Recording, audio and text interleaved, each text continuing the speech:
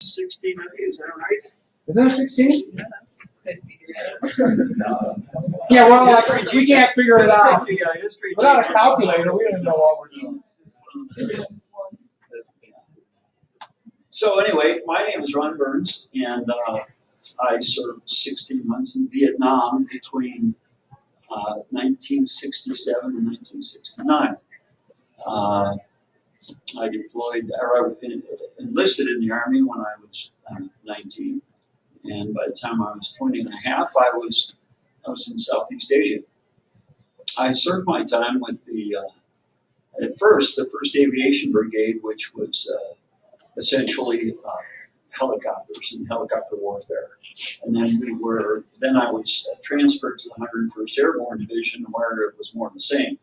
Lots of helicopters and lots of close combat support.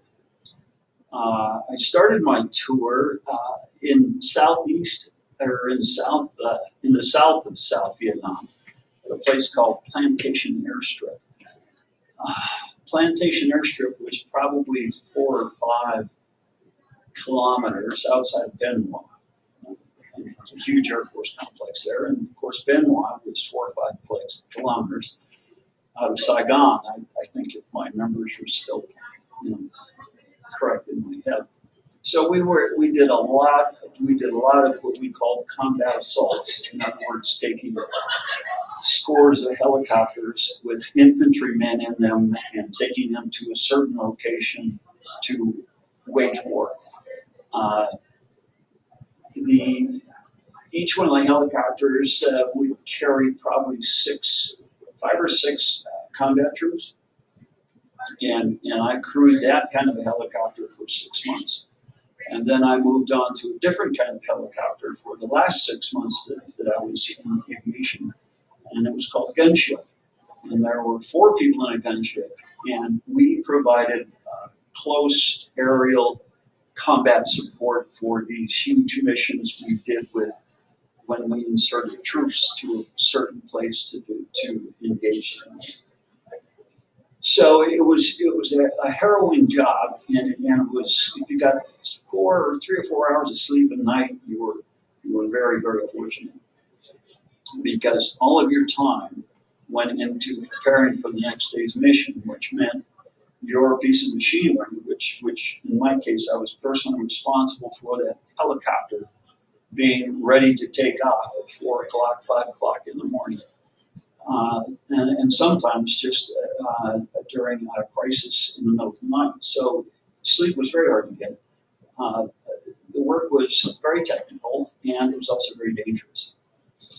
In the course of the year I was there, I had 6 crashes. 2 of them were severe. It's where the helicopter was in a small tin ball when it was all said and done. But as you can see, I'm here and well. So when I first started working with the 1st Aviation Brigade, working for them, we did lots of excursions into the jungle, triple canopy jungle, sometimes 150 feet to the ground. Sometimes we repelled soldiers out of the helicopters.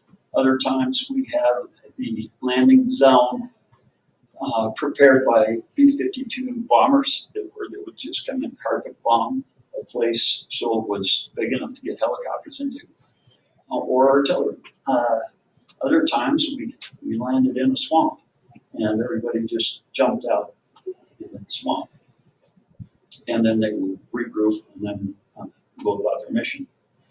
So the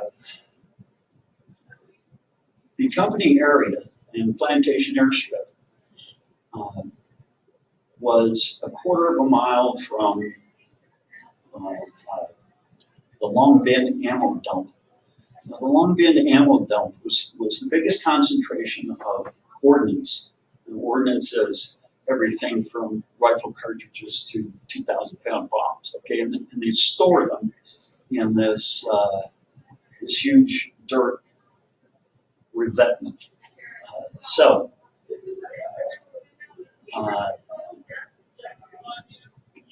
in mid-February, there's a holiday called, I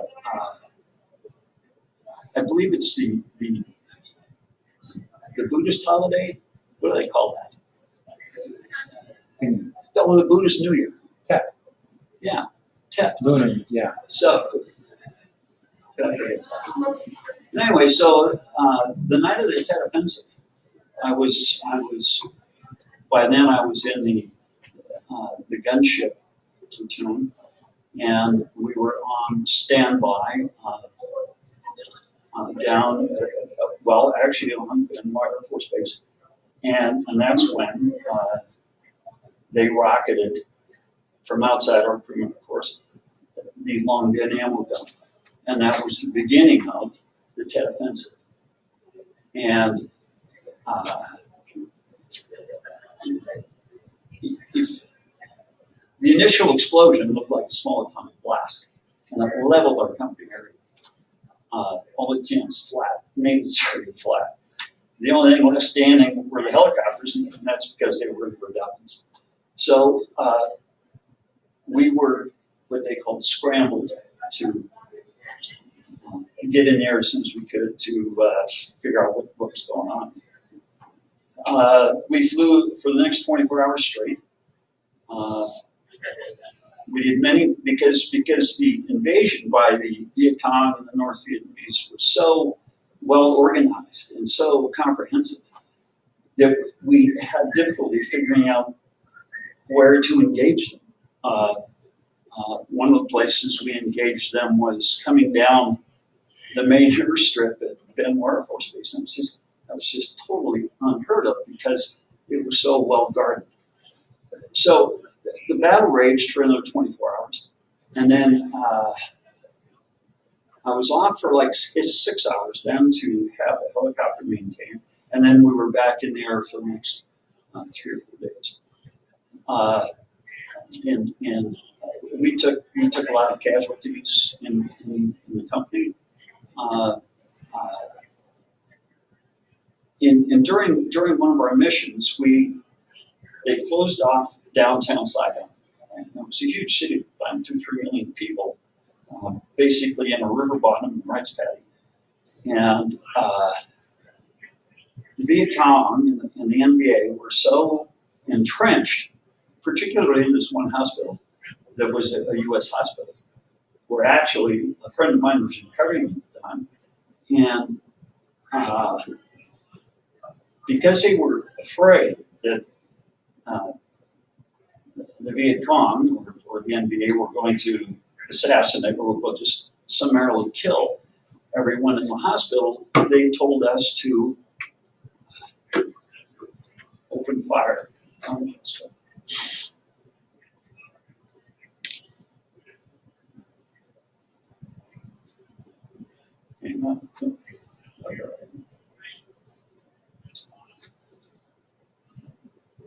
So we did. And that was on the first pass. We fired minigun and rocket ordnance into the hospital.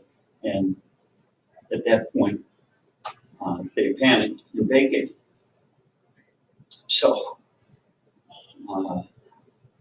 about 30 years later, I went to a reunion where this guy, I hadn't seen this guy for 30 years.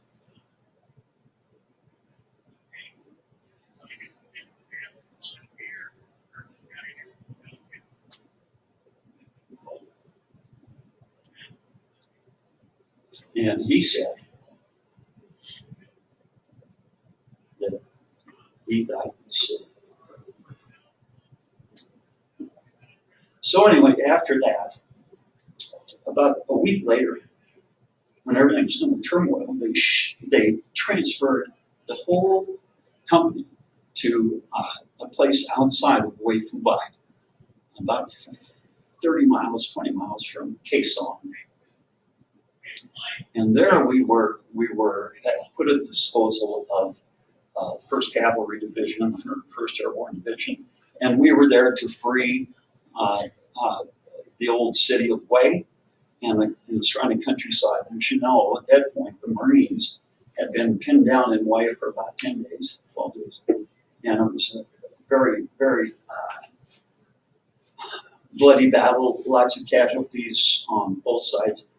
And my gunship team flew many missions trying to eradicate the enemy from the old fortress city of Wei. The city had been there for what, probably 1,600 years, and it was your classic Asian fortress. And we finally just had to essentially starve them out, cut off their supplies, and as their supplies cut off, their resistance became less and less, and they were either killed or captured. So immediately after that, the next critical battle or stalemate was Khe Sanh. Now, Khe Sanh was, like I said, about 20 miles to the northwest, up toward the Laotian border, just probably 2 or 3 clicks down from the demilitarized zone. And you all know what the demilitarized zone was by now, but that's where most of the NVA supplies and troops were filtered in the south from. They either came down across the DMZ, or they did an end run down through Laos and then down the western border of Laos and Cambodia and then into South Vietnam. But Khe Sanh was an interesting place. It was a gorgeous place. It's, of course, through the studies, it was surrounded by mountains, and it was a hazardous place to be in because whatever you put in the valley is very vulnerable to artillery fire and mortar fire from the hills. So Khe Sanh was always in trouble, and it was always a huge problem getting supplies to Khe Sanh, and it was always a huge problem getting the wounded out. And you would come in up Highway 1 Valley. I can't remember the name of the river there, but at the end there was a huge mountain, and you had to turn right, and then you could see the Khe Sanh airstrip. And by then, Khe Sanh just looked like a big pile of dirt with bunkers all around it. And the airstrip was probably 1,500 feet long, and it kind of went downhill and into the bottom of the valley. But right at the end of that was this huge wrecking yard full of destroyed aircraft that had tried to get into Khe Sanh to deliver, including helicopters and C-130s, a lot of things. But it was such a hazardous place that the only thing they could do with these helicopters to keep the runway, or these aircraft to keep the runway open, was to just doze them off the end and into a big scrap pile. So every time you came in in these gunships, as fast as you could, we call it hot as you could, and then there was a series of parking stalls called revetments, about 6 feet high, and the pilot would just do a kick turn and slide that helicopter in, and you jump out of the helicopter and into the vehicles. They had to get you off the flight line, and then down the airstrip would come the mortar weapons. Okay, so it was very harrowing. It was very nerve-wracking, and our missions there were might be down there.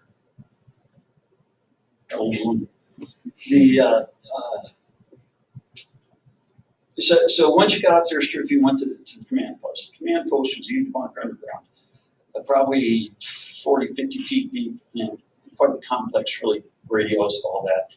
We weren't allowed down there, so we hung out on the outside of this huge bunker. And off to the west, you could look into Laos. And just across the Laotian border was a rock formation called Khor Rock Mountain. And Coal Rock Mountain was a kind of a lava intrusion that during World War II the Japanese had honeycombed the mountain to put large artillery pieces in to protect the inland trade routes.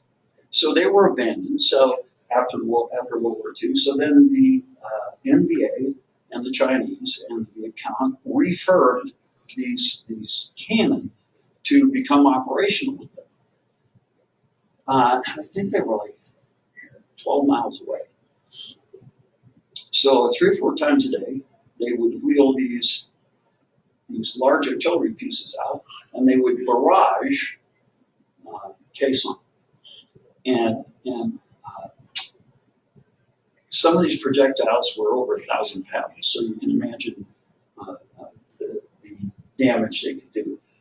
But the interesting thing was, when you're on top of the bunker and you're hanging out drinking a soda or water because they wouldn't let you go into the bunkers, you could hear them fire. The sound waves would get to Quezon before the artillery round did, because they had to shoot it so high in the air. So once you heard the sound, pop, pop, pop, pop in the distance, get up, put on your shirt, put on your helmet, and then they would let you in the bunker. And then all that ordnance would land, and the place would shake like an earthquake for about 5 or 10 seconds. And then you'd go back out, take your helmet off, get your can of soda back out. So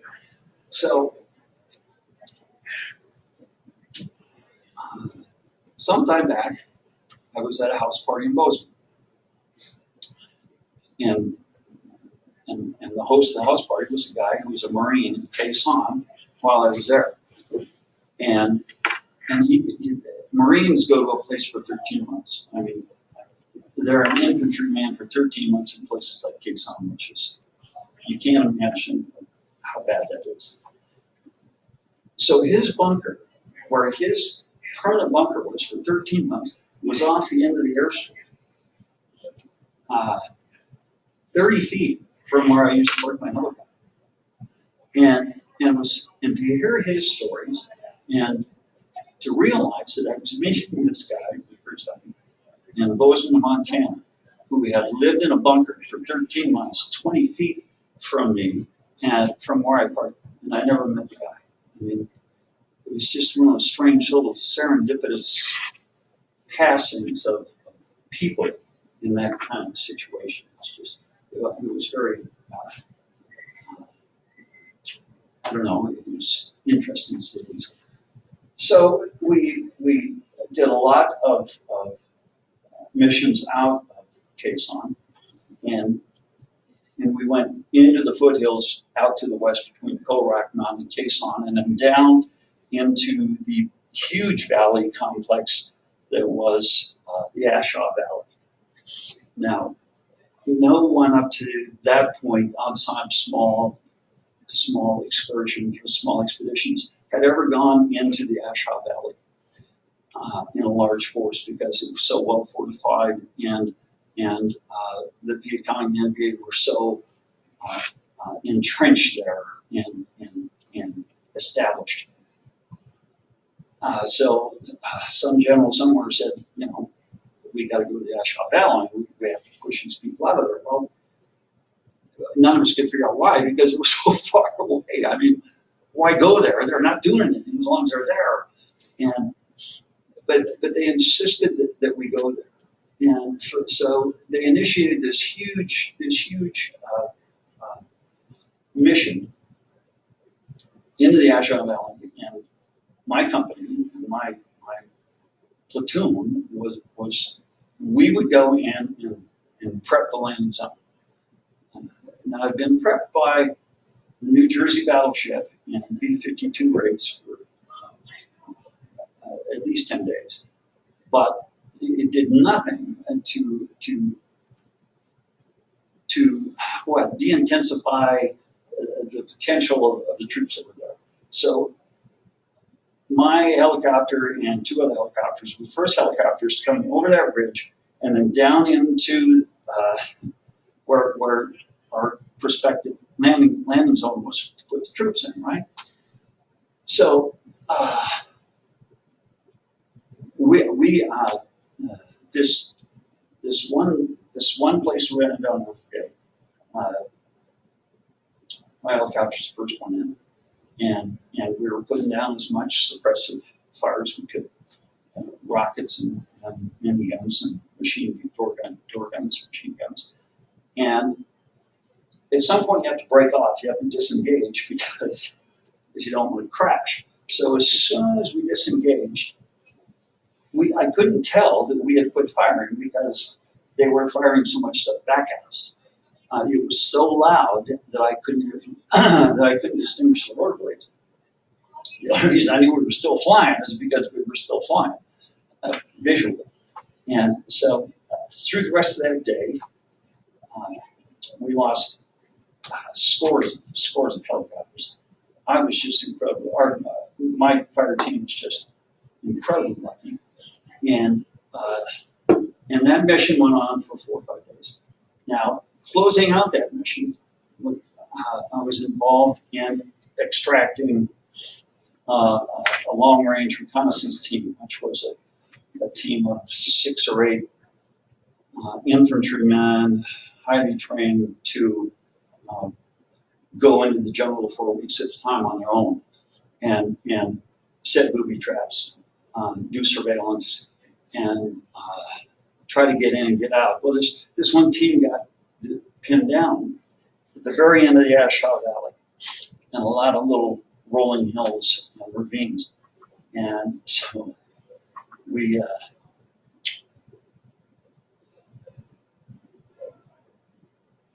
came in from a direction where we thought we had the best opportunity to recover these guys. And we did get them out, but we lost 3 helicopters, and we found out later this whole fighting group was a company of North Vietnamese women soldiers, and they were incredibly effective. And when we found out, we had never encountered women enemy soldiers before this period. A few days later, we recovered another team in much the same way, except the canopy, it was on a ridge, and the canopy was so deep, it was like 150 feet at least. And the only way to get them out was to drop rappel ropes out of the helicopter. So what that means is you got to find a small hole in the jungle, and the helicopter's going to pick them up, which is a slick, which was one of the troop carriers kind, and they would rig the rappel ropes out each door off the tie downs, and there were like 6 or 8 total of American and Vietnamese troops, and every time we went down that ridge line in the air, while we were trying to cover this guy who was hovering still, because you can't pick people out of the jungle while you're moving. They were tying themselves onto the rope. We were providing cover fire to the extent we could, and we were also taking a lot of hits in the gunships. So this pilot in the slick hoisted those guys out of there at the end of a 200-foot rope. There were 8 guys on that rope, and they flew them 2 miles to a mountain top that had been bombed bare, where they got them on the ground, and then the helicopter lost power. So just in the nick of time, we were able to save these guys. Every day was had the potential to have a mission like that, and one of our main missions was to cover do close support cover for the extraction of wounded soldiers from the battlefield. And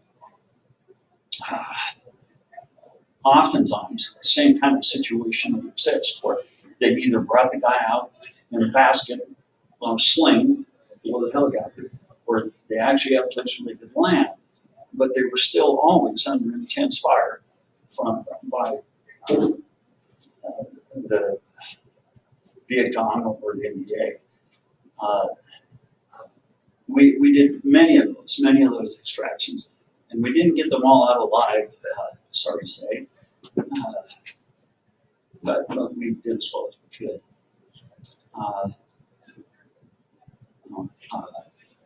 We tried not to leave anyone behind in any of these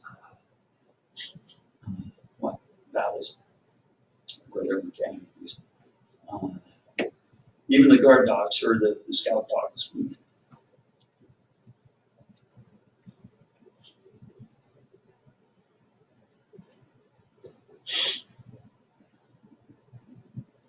Donald Trump did that too.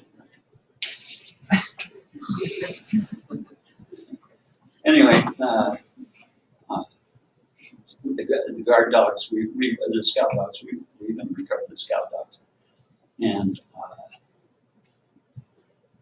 like I said, every day was very, very intense like that. And every day you never knew what was going to be served up.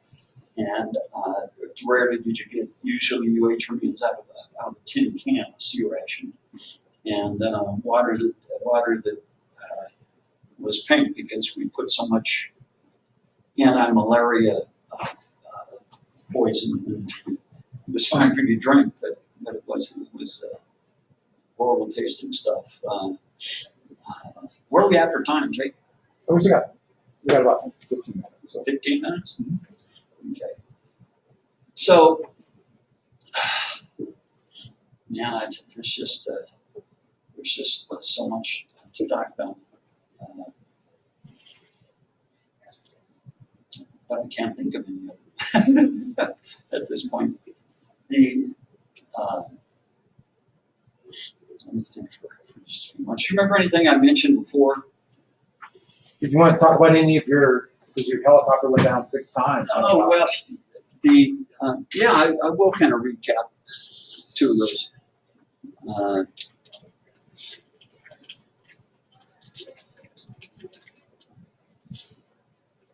Is that authentic, the Kennedy Johnson poster? No. The LBJ one is, but Oh, okay, yeah, one in the background. Okay. and it was covered with 2 pictures of Donald Trump. The clock did not. Yeah, they came in with the clock. Oh my, Yeah, students Oh, played a my. practical joke on me. I don't. yeah, It's probably married. oh, that's great. My whole room was covered with them. There's still a few. So we still have.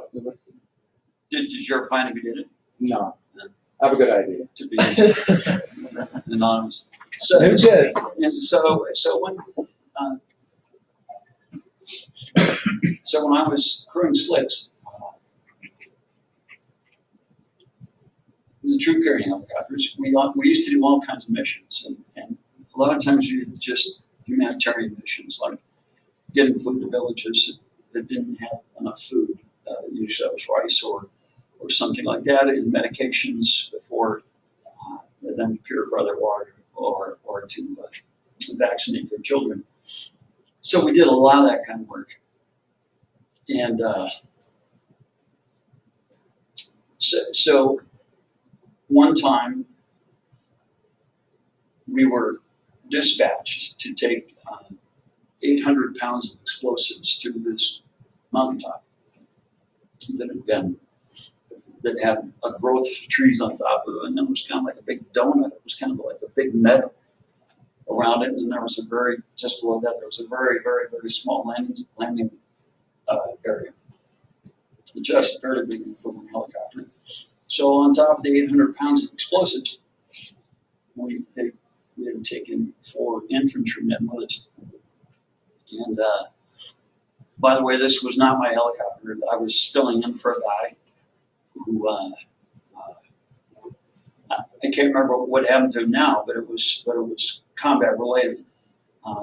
He was wounded, not severely, but he couldn't fly for a couple of weeks. So I was on his helicopter, and I never flew in anybody's helicopter unless it was mine, because I was afraid other people's work would kill me, because I didn't trust them. You know? It's one of those things where you just know too much. So you try to stay out of situations where you're not in control, and that helicopter is one of those places I didn't go. But I wound up on it. So I'll never forget the number 16345 was the tail number. And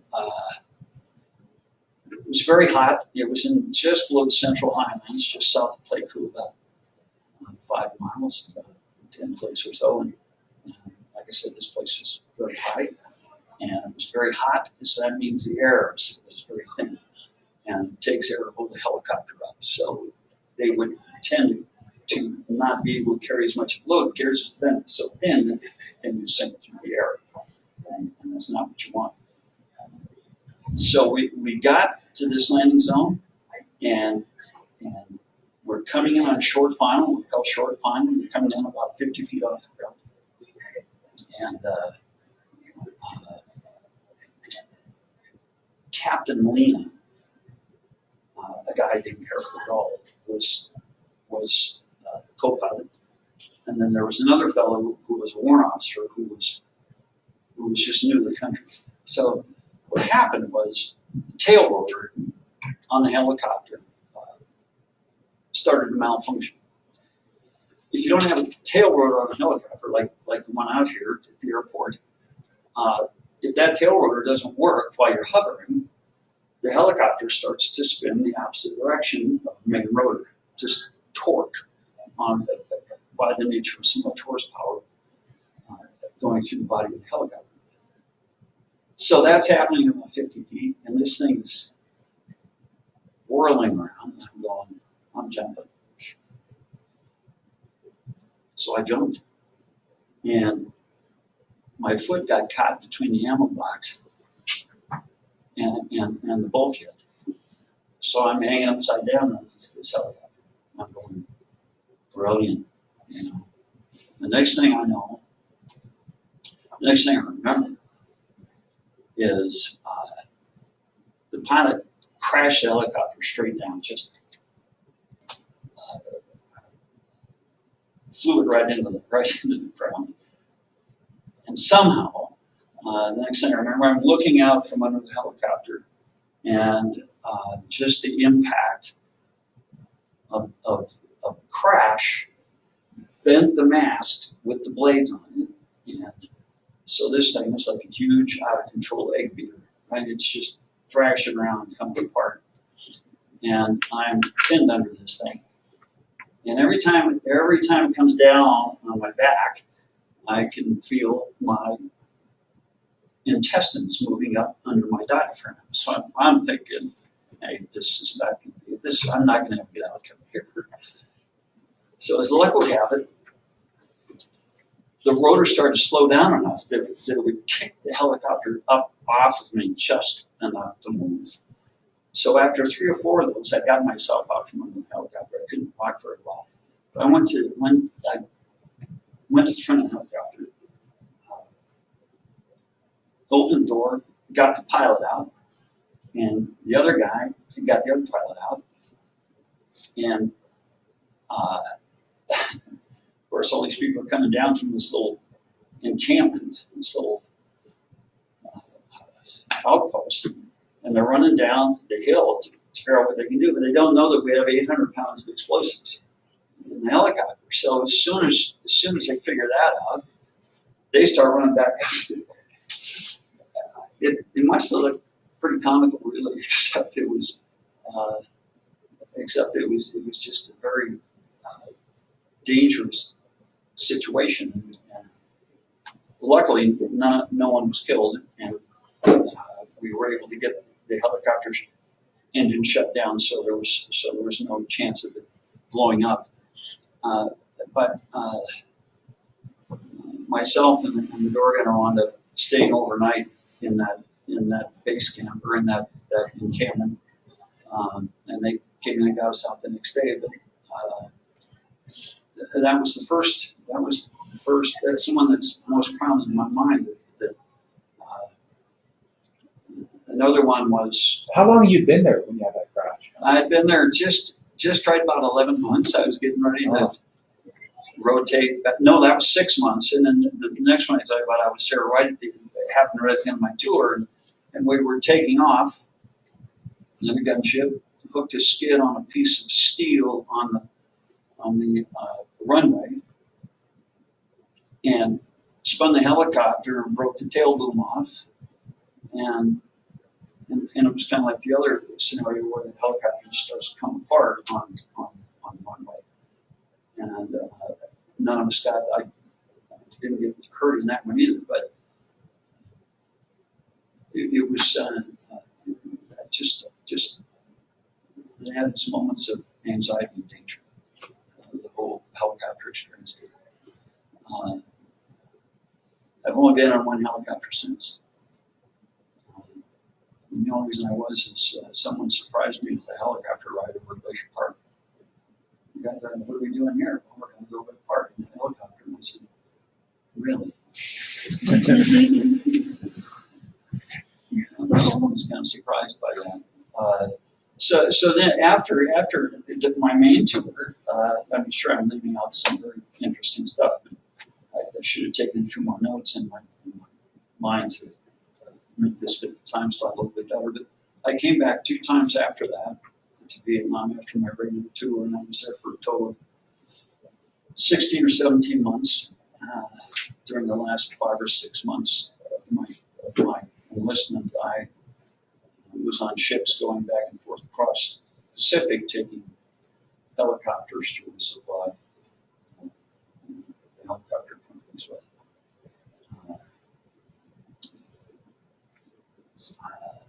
That's about it, kids. You've all been very good. Thank you very much for having me. Well, what? Anybody have any questions? Yeah. Where did you go on for your R&R? You know, I went to the Philippines. The R&R was like 4 days. Because they love taking you to the Philippines and Manila. Right there. So I went to Manila, and in those days, Manila was a very interesting place. Only I just couldn't get away from weird things happening. When I was there, we had a 7.2 earthquake. And we were in this high-rise hotel. And this place was rocking back and forth, and lamps and chairs flying around. And it was terrible. The worst R&R I ever went on. Yeah, so you know, you could go a lot of different places. They would send you to Malaysia or the Philippines. Perfect. Yes, how can I? Do you have the nail straightener and wood stretcher? Do I? Yes. I keep it over in Mr. Larson's room. Larson doesn't have it either. Have you tried Mr. Cooney?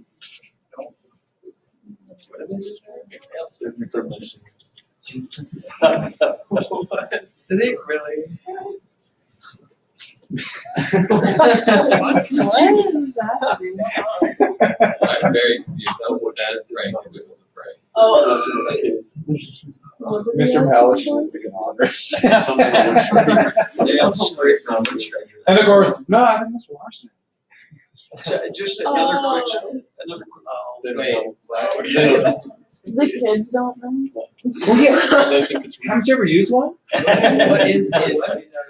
The nail stretcher. The teachers praying with students when they go around with the teachers. They're asking for it. Dexter's confused. It's not a real thing. Okay, good. You'll never be a carpenter. But I don't want to. And you shouldn't be having anything to do with helicopters. Yeah. 2 things you shouldn't. Yeah, we must just have a few minutes left, right? Yeah, we got a few minutes, but Okay, just one more quick story about how we handled close ground support from a gunship. And this one village, there was a village down on the Delta, in the Delta area, where we'd always had a lot of trouble. And so the mission was to drop troops, cover the troops while they did a combat assault on this village. And of course, in these villages, there are huge amounts of civilians. I mean, a couple hundred civilians might have 40 or 50 NVA, or of course they're in black pajamas and their little conical hats. They're not in uniform.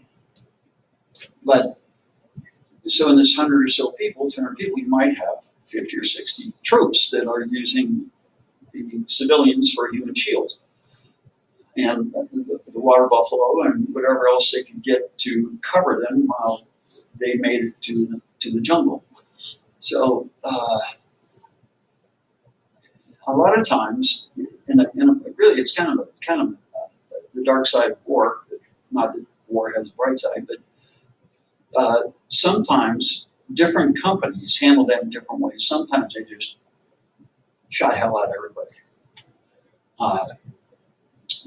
to make, because the civilians were looked at as aiding and abetting the enemy. So at that point, usually the NVA or the Viet Cong would flush and they would try to make a run for it.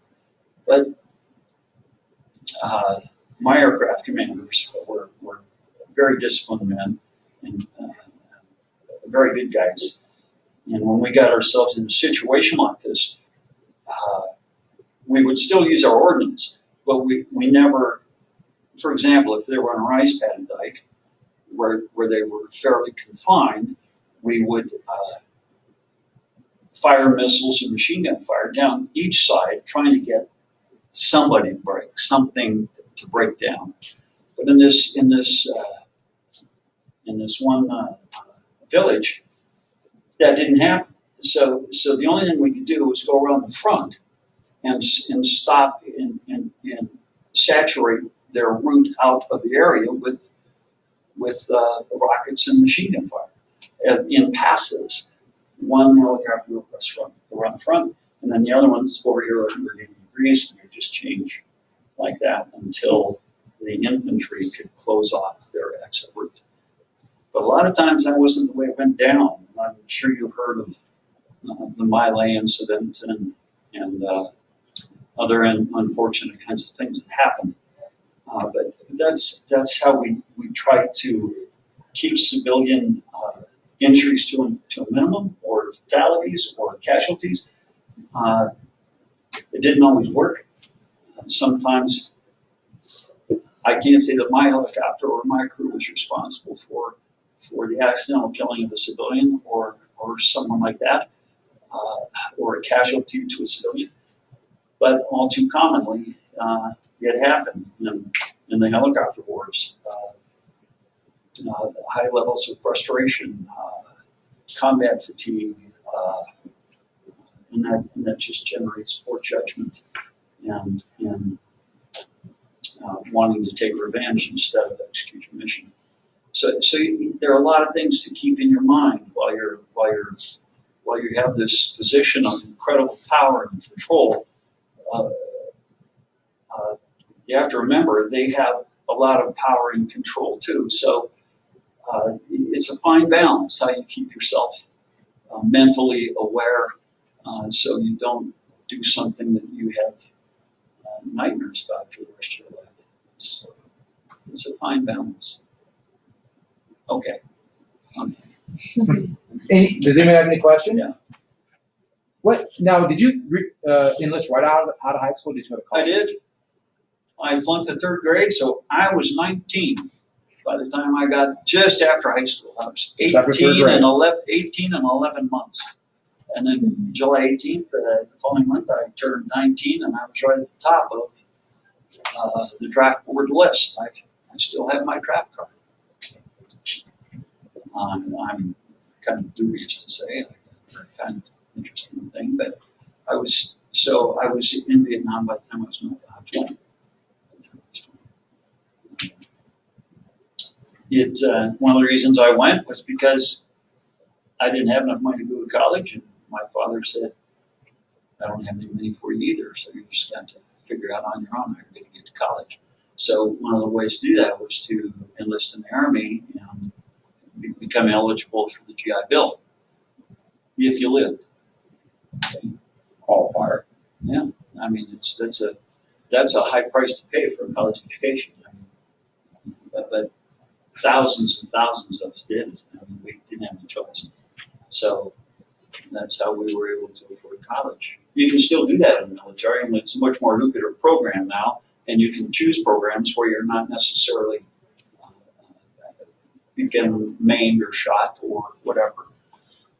But you know, that's a decision we all kind of have to make on our own at the time. But it got me through college, 7 years worth, and I didn't want to quit. That's a joke. College. Right. So that's a lot of guys been through college in the 60s and 70s was exercising energy. Anybody else? How did your parents feel about the war? Like, were they opposed or did No, they well, you support know, nobody was in favor of the war in my family. Nobody. In fact, when I had two younger brothers coming up, and I said, "You don't want to do this. Canada's too close. You don't want to do this." So they never did go to Canada because they were just slightly young enough to be not involved in the draft and got the numbers. But my mother, from the time I left the continental United States, God bless her, by the time I was to go to Vietnam, she did not answer the phone ever. Guess she was preaching her bed.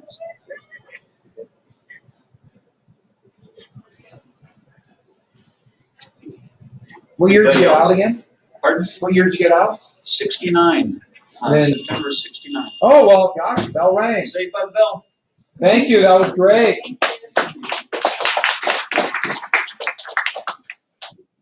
Well done. You're a very good audience. All this will be on the test for the next 4 days. So the test is Thursday, didn't I say that? In the middle of me not telling the truth? When should I do that? We're gonna be gone again. Now, where were we at last time? I had a doctor's. Oh, doctor, okay, I'll see you. Like, This one's fine. I'm getting surgery on, again? in November. Well, you know, I mean, 'Cause- why? Because it didn't quite heal correctly, or? Yeah, the meniscus, like, when she sutured it the first time, part of it healed. So Shoot. they have to go in and fix that for sure. So it might just be the scope, but then he's gonna look at the ACL because on the MRI it's like curved around the ground, so she might have tunneled it in wrong. But I don't know. Hopefully you won't have to do that, and then, Yeah, so I won't know, like, if it's like the full ACL. so you'll be Until out, after surgery. when you wake up, you'll be how long you out? So How it'll long just be now? like I retore it. Well, but you know, they can clear that up and it'll be better, you know. Yeah. And then where are you going again on Thursday? Pittsburgh.